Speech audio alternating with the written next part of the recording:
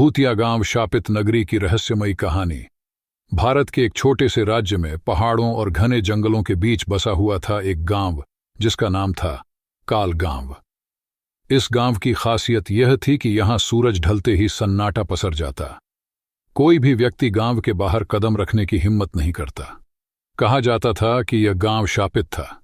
ऐसी कहानी देखने के लिए हमें सब्सक्राइब जरूर करें। सैकड़ों साल पहले काल गांव एक खुशहाल जगह थी।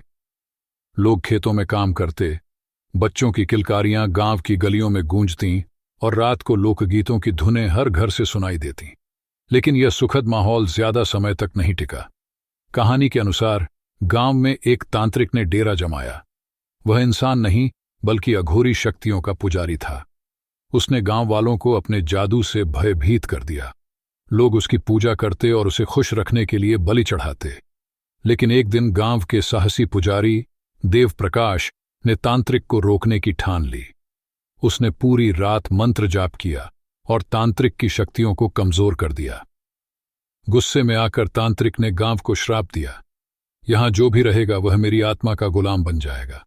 ये गांव अंधकार में डूब जाएगा और हर रात यहां मेरी आत्मा राज करेगी।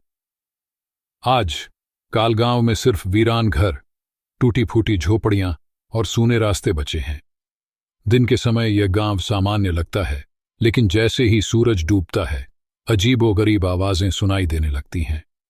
गांव के बीचों बीच स्थित पुराना बरगद का पेड़, जिसके नीचे तांत्रिक ने अपनी साधना की थी, अब भी गांव के सबसे डरावने स्थानों में गिना जाता है।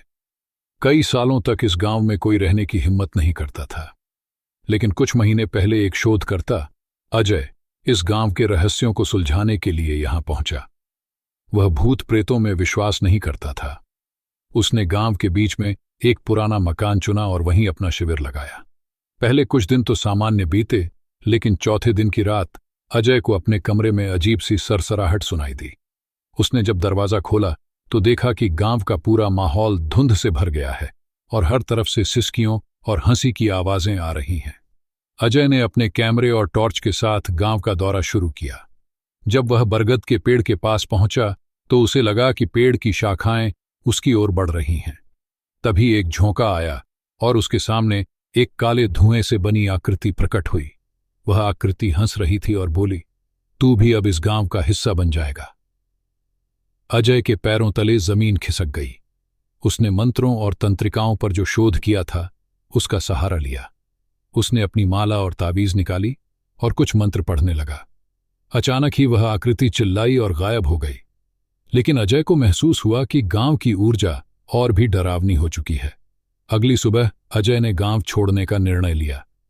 लेकिन जैसे ही वह गांव से बाहर जाने की कोशिश करता, उसकी कार अपने आप बंद हो जाती। रास्ते में कई परछाइयां उसकी कार के चारों ओर घूमने लगतीं। आखिरकार बहुत संघर्ष के बाद वह गांव की सीमा पार कर पाया। लेकिन आज भी वह यह बात मानता है कि उस गांव में एक ऐसी शक्ति है जिसे इंसान समझ नहीं सकता। अजय ने गांव के बारे में एक किताब लिखी, लेकिन उसने यह भी लिखा कि उस गांव में वापस जाने की हिम्मत आज तक उसने नहीं जुटाई। कालगांव अब भी वीरान है और जो भी वहां गया उसने वहां से लौटने की कोशिश नहीं की।